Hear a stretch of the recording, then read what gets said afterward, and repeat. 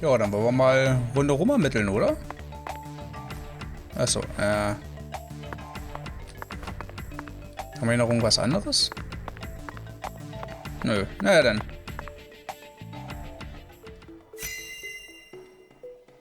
Ja, das wollte ich ja gerade machen. These pallets are a mess. Looks like this area isn't used often. Still, the idea to store a body here. It's a novel, sophisticated idea, unlike anything I'd ever come up with.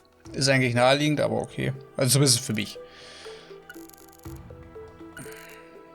Look at the thermometer, Zach. It's at 10 degrees Fahrenheit, or minus 12.2 degrees Celsius. This must not be the ambiguous zero.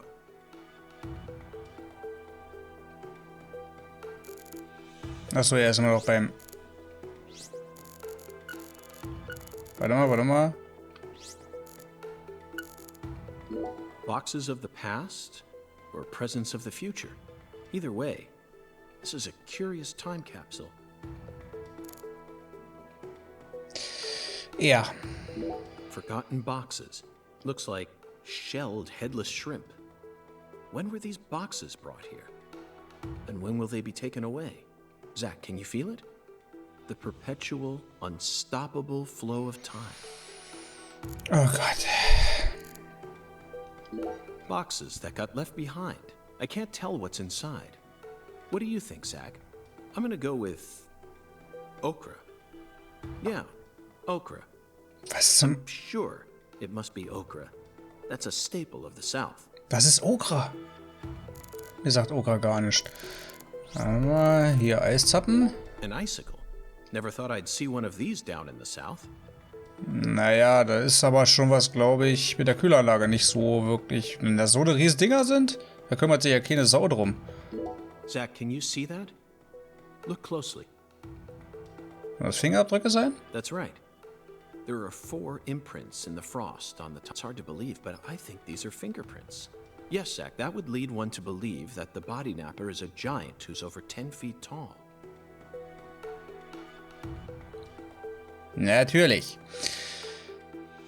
Zach, these are human footprints, and they're extremely large. Yes, Zach, I agree.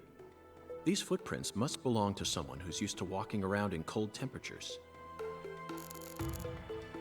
Okay, weiter umgucken kann ich mir ja nicht, ne? Na gut. This frost is shaped like something we're very used to seeing. That's right, a body bag.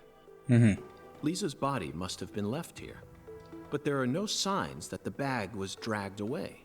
So our criminal must possess monstrous strength. Weiß ich jetzt nicht, weil ich glaube, Lisa wird, glaube ich, nicht krass übergewichtig gewesen sein oder so. Zumindest das, was wir am Anfang vom Spiel gesehen haben.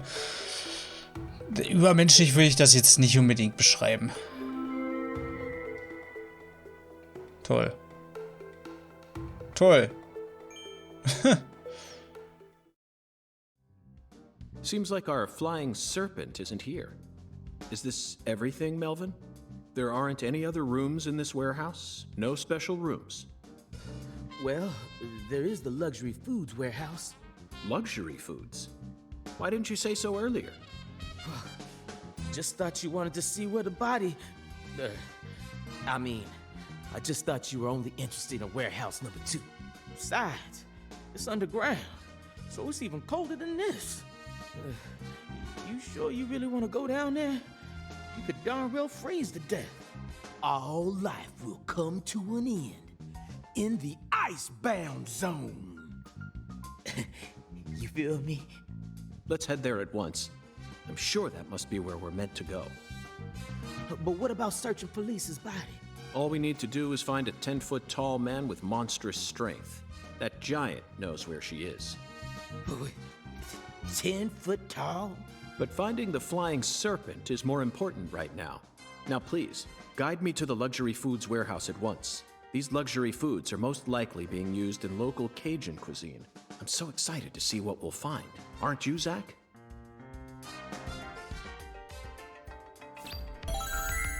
Naja, wahrscheinlich den Nullpunkt, bla, was war auch immer da, ja. Okay.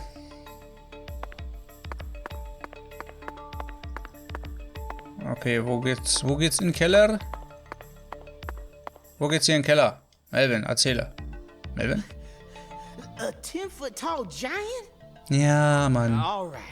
Now that one's gotta be a joke. Right, Mr. York? Toll. Das hat mich sehr weitergebracht. Oh. Okay, da hinten. Gut, dann geht ja auch so. Stand die Tür auch schon vorher offen? Oder sind wir von hier gekommen? Ach, egal. Ach, ist ein Aufzug. That elevator needs a key, Mr. York. Do you have one? Actually, no. I didn't think you'd ever want to go down there. So I didn't bother to go and get one. Well, then would you go and get one now? Yeah. COG, I know. I'll tell it to him straight. Thing is, Mr. York, you know the Clarksons? The folks who own this place? Well, they don't too much like the police. And they sure as hell don't like them when they're my color. It was, real hard for me to get permission to open up this place for you to search through. So they ain't gonna be too happy if I go back to them now, asking for another key. What should we do then? Let's just find a worker here who can lower the elevator for us instead. All they need to do is take a break from their work for a couple minutes. And what am I supposed to do? Just stand here and pretend like nothing's happening? Yeah, you FBI folks are good at that, right? That's always what I see you doing on TV.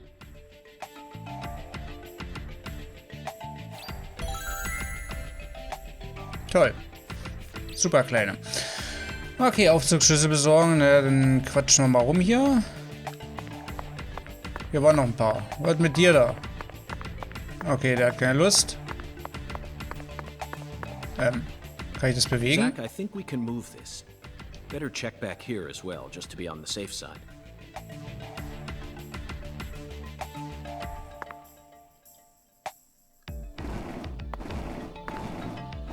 Ich wollte gerade sagen, hätte ich es vielleicht rausziehen sollen, aber gut. Lass mal los. Hier war doch gerade eben noch was. LOL. Okay, ich kann jetzt echt bloß vor... Warte mal, wenn ich zurück... Doch, zurück geht. Ich wollte es eigentlich zur Seite schieben, aber... Naja. Ich glaube, wir sind auf der richtigen Spur.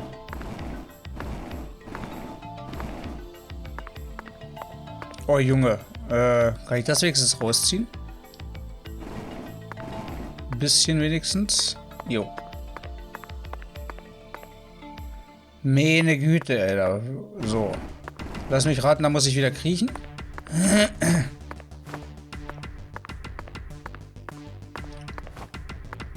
Kann sich's aber auch umständlich machen.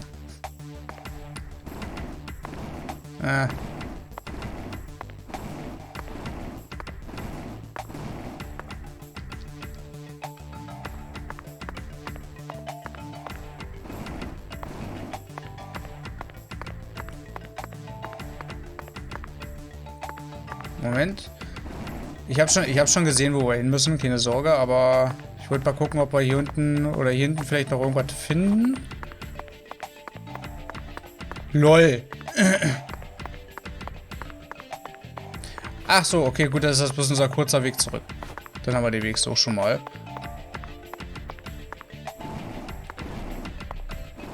Ich gehe da gleich rein, keine Sorge, wenn das hier mal loslässt.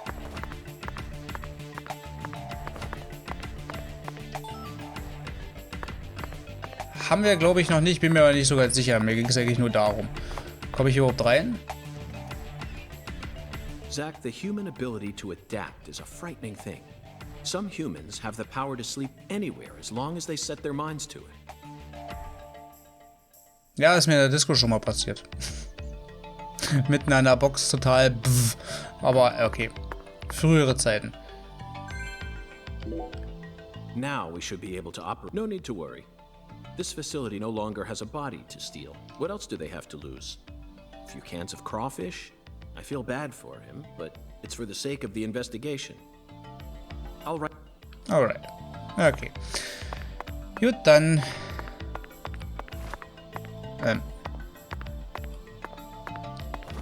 Mal wieder zurück und auf nach unten. Ah, nee, erstmal mit denen reden. Ne?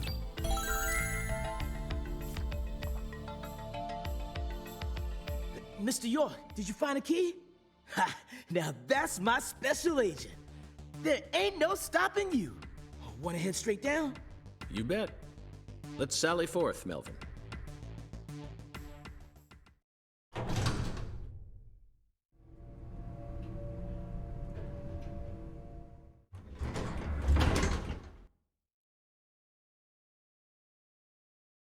Zach, look at that thermometer.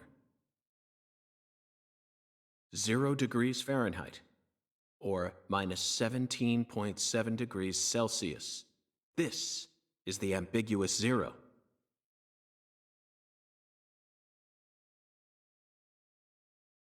Hey, Avery!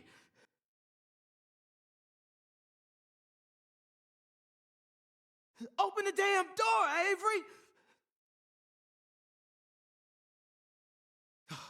It ain't no use, Mr. York. Once Avery starts working on something, that's all he sees. He just tunes out everything else. We'll have to wait until he finishes and comes out to us, I reckon. Or we could come back tomorrow. I disagree, Melvin. Time may be on our side, but that doesn't mean we should waste it. You gave me Mr. Alligator precisely for moments like these, didn't you? Wait, Mr. York! Those tranquilizers may be non-lethal, but it's still dangerous to use them on humans. Of course, Melvin. I never said I was going to shoot him.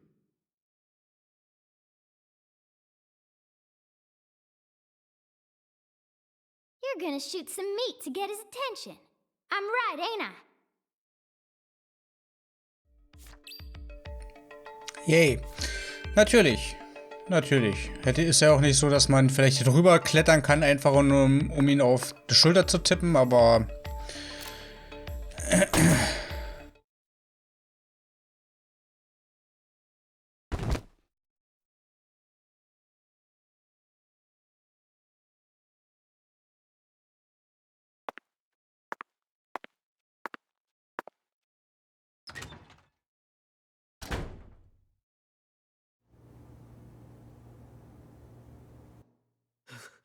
This is Mr. York, an agent from the FBI. Hi, Avery. I'm Special Agent Francis York Morgan. Please, call me York. York? You a smarty pants, huh?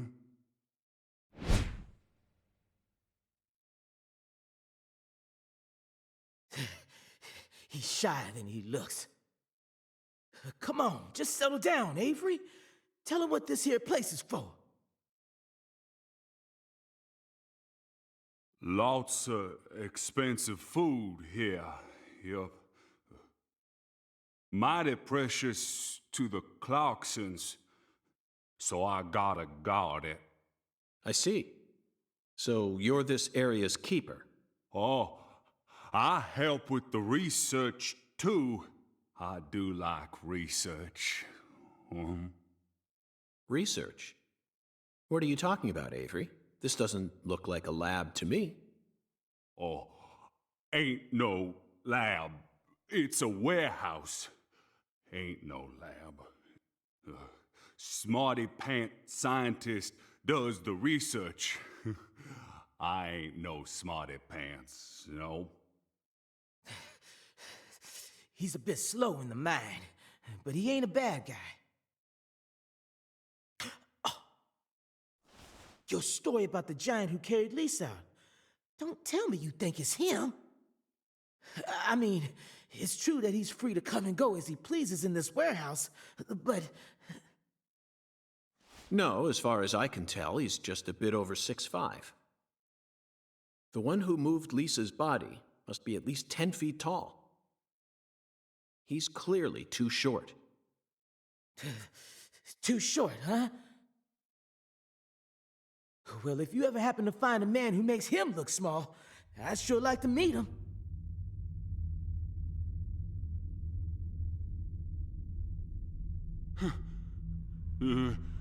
Lisa. Hey, cut it out! Lisa. Why? Avery, that's not Lise. Not Lise? This is Melvin's daughter, and my precious assistant. Unfortunately, Lise is no longer with us. Lise! Lise! My fault! My fault!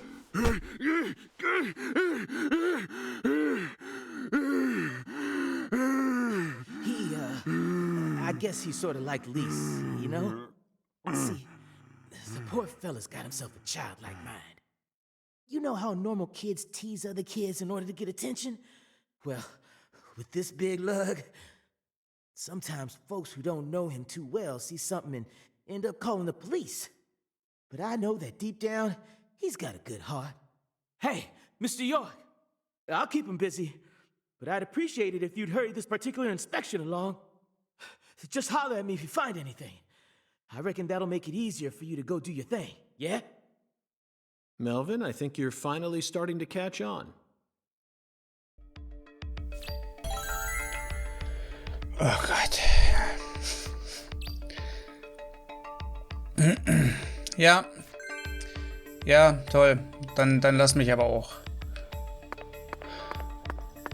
Hung alligators. I suppose in a way they sort of look like flying serpents. Oh, but that's pushing it. Remember, we're in a dark basement here. They'll never reach the sky. Dann halt nicht. Frozen oysters. Personally, I'd rather have a cocktail filled with fresh ones. We hunt for more materials than we can eat, and freeze them over long periods of time. The human race gives terror a whole new Ja gut, das ist jetzt nur nichts Neues, ne? Also, dass Menschen schrecklich sind.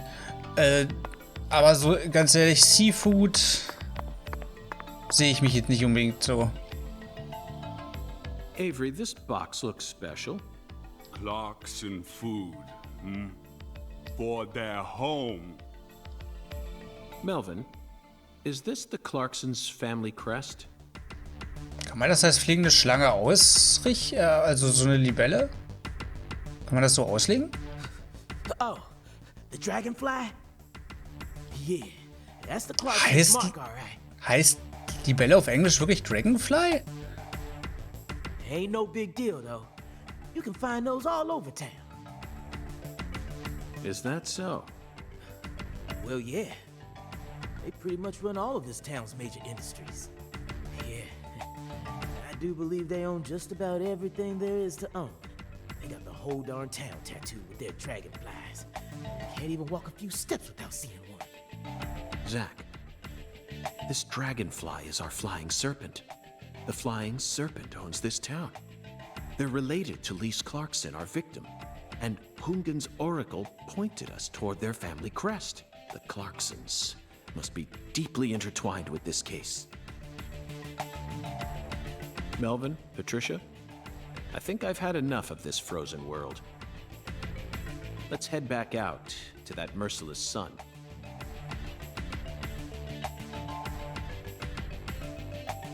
Well, what are you waiting for? I can't bear to spend another second down here.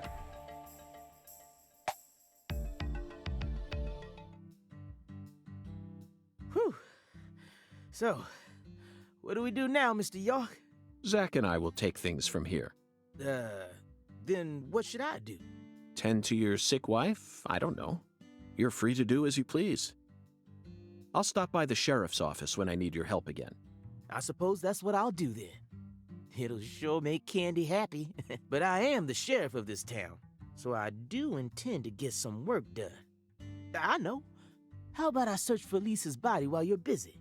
Not a bad idea. Just be careful that you don't get attacked by a barefooted giant. Hey, don't scare me like that. Why do you keep talking about that giant anyway? You really think some giant was responsible for all this? Melvin, don't be silly. Of course I do. Just when I thought you were starting to catch on. But how can you be so sure? Proof number one. The footprints that led up to where Lisa's body originally was were made with bare feet. None of the prints looked similar to those of common insulated boots. The person who carried out Lisa's body must have had very large feet. I'd say they were at least 16 inches. Proof number 2.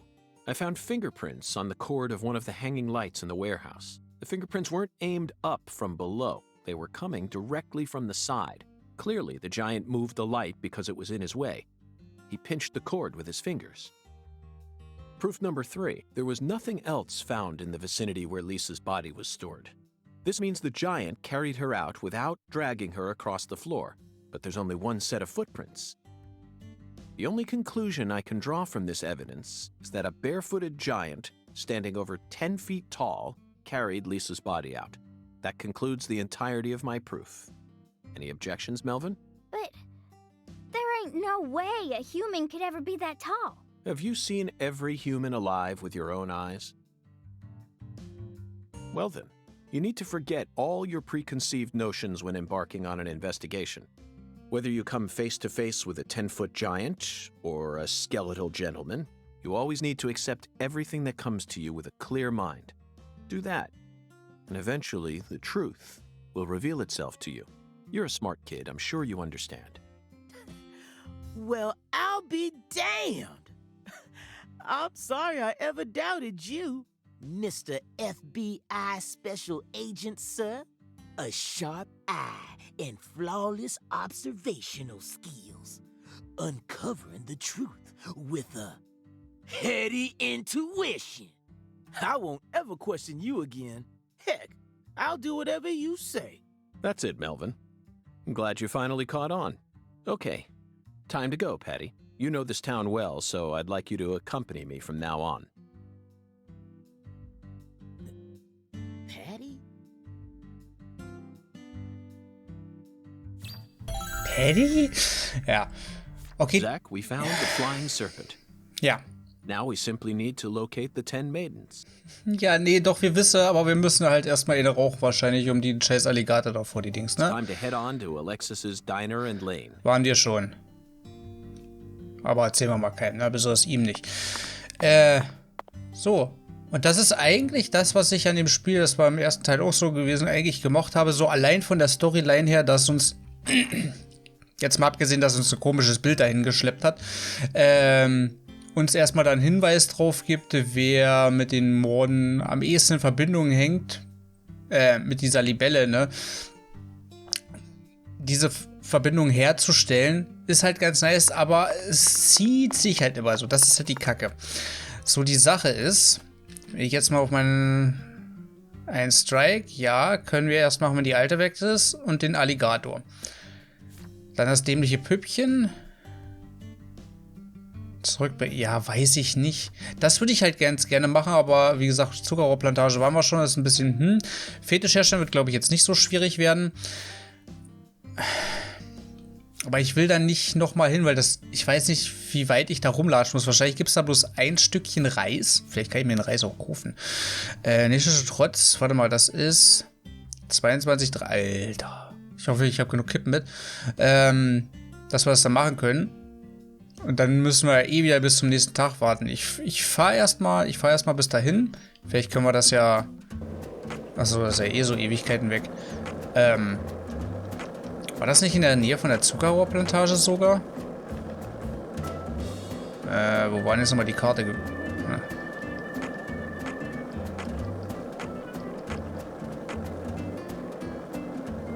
Achso, so ein Automaten. Oh, was ich auf jeden Fall noch machen werde, wenn wir jetzt dahin fahren, kann ich eigentlich auch hier mal zwischendurch. Nee, kann ich ja nicht. Und der fällt nicht mal auf die Fresse. Lol. Ich dachte ja, wenn ich irgendwo gegen den Zaun fahre oder so, könnte ihm das ein wenig Schmerzen bereiten. Ah, okay, erzähl mal. Zach, it looks like we were right on the money. Tracing the San Rouge distribution route led us right to Louisiana. You know what that means. We've got a hot hand, and Lady Luck's given us far more favor than she ever has before. We just happened to hear news about Lisa's murder while sitting in a bar during our vacation in New Orleans. That certainly wouldn't have happened if we had stayed in D.C. They would have given the case to another special agent, or maybe even to the state, and then we never would have found it. In the end, it would have been... Die Sache ist, hatten wir das nicht schon gehört gehabt? Ich will bloß mal gucken wegen dem Fetischzeug da, ob wir da überhaupt irgendwas schon gefunden haben oder nicht. Weil er immer wieder dasselbe labert, ist ja kacke. Ja, ja, halt die Klappe. Ja.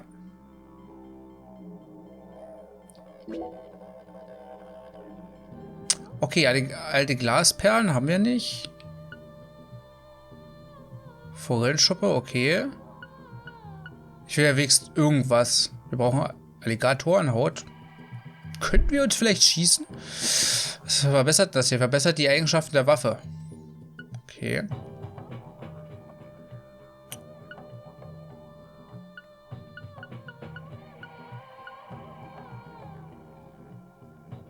Genauigkeit -3? Ja, das ist aber kacke. Magazingröße -3, Schussrückkeitsnachlage. Ja, nee.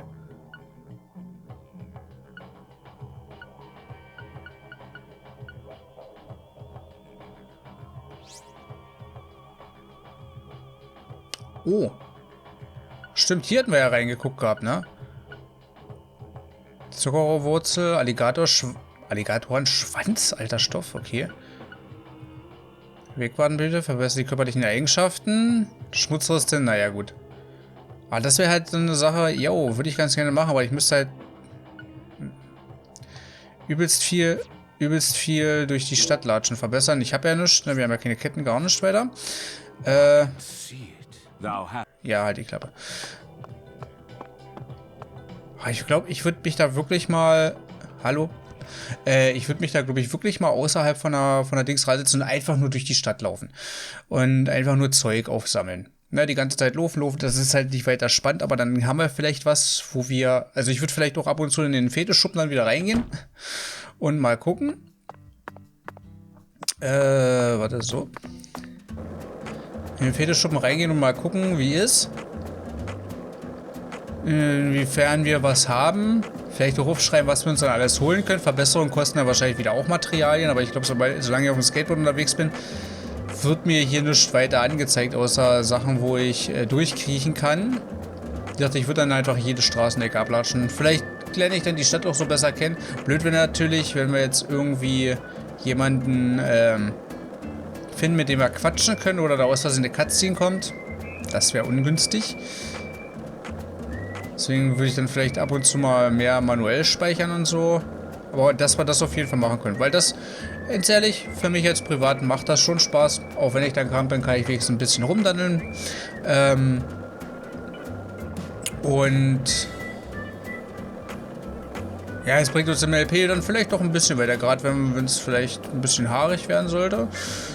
So. Die Sache ist, hier gab es doch eigentlich... Aua.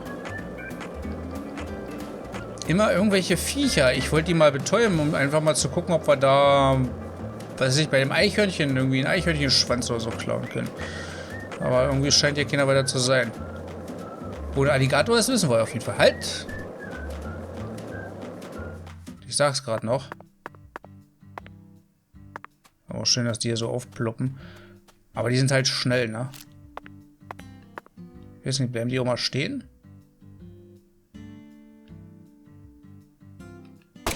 Shit. Warte. Willst du mich verarschen? Oh, Junge. Also, sie bleiben schon stehen.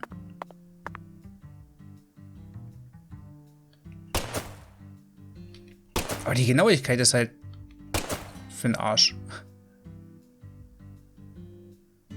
Jetzt aber, komm. Na! Warte.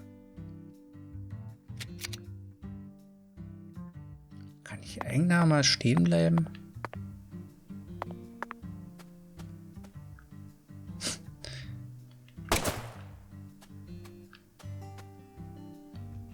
Ja! Okay, was kriegen wir da raus? Eichhörnchenfell. Oh Gott.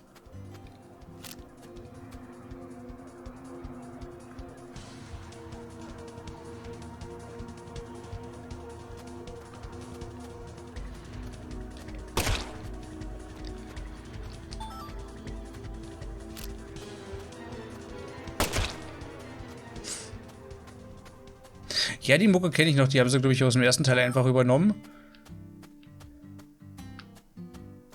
Okay, Eichhörnchen. Eichhörnchen sind easy. Das ist sehr schön. Ich muss mal kurz was gucken. Nee. Hä, wo habe ich denn... Ach, hier war die Karte. Gut, vergiss es.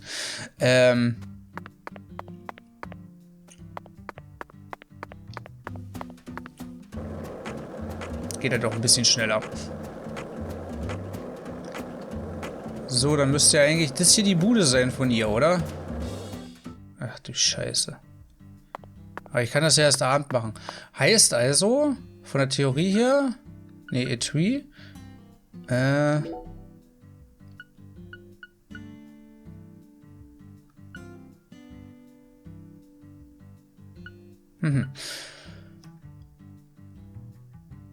Also das Verbandsset, wo sind die Kippen? Mal gucken, was etwas schneller... Was das heißt. Okay, wir haben 11:37 Uhr.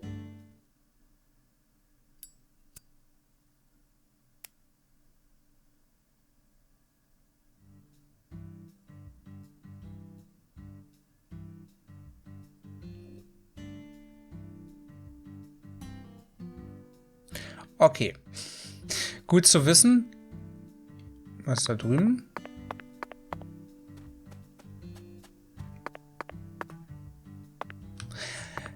Wir klingeln mal morgen da. Halt erstmal den Müll durchsuchen, ne? Ist klar.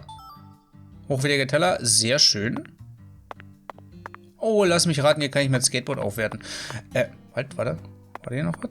Nee. Da das aber von der Zeit gerade, wie ich sehe, ganz gut passt. Ich werde erst mal gucken, wie viele Zigaretten ich dabei habe. Weil etwas ist halt etwas wie... Die sind weg. Der hat jetzt eine ganze Packung geraucht.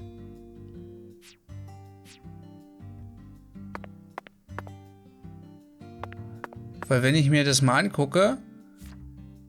Ich muss jetzt zwischen 22 Uhr 3... Ich dachte, es gehen wenigstens 4-5 Stunden vorbei. Oder der raucht halt. Und da oben haben wir ja die Uhr gesehen.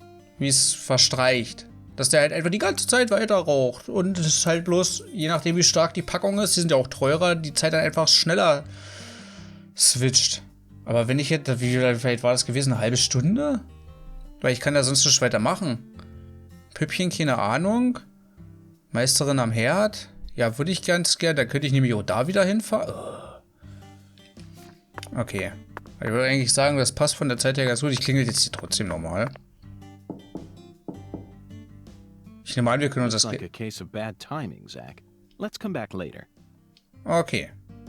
Gut, dann haben wir das schon mal gemacht. Ja, so wie es aussieht, werde ich mir erstmal ein paar Kippen besorgen müssen, damit die Zeit vergeht. Ich hoffe, die sind nicht allzu teuer. Nee, naja, gut. Wie gesagt, passt da von der Zeit her ganz gut. Ich hoffe, dass das kriege ich so hin, wie ich es mir denke. Und dann sehen wir uns morgen bei dem Haus hier wieder. Ich bin schon an der Überlegung, weil ich muss ja die Zeit dann nochmal verstreichen lassen.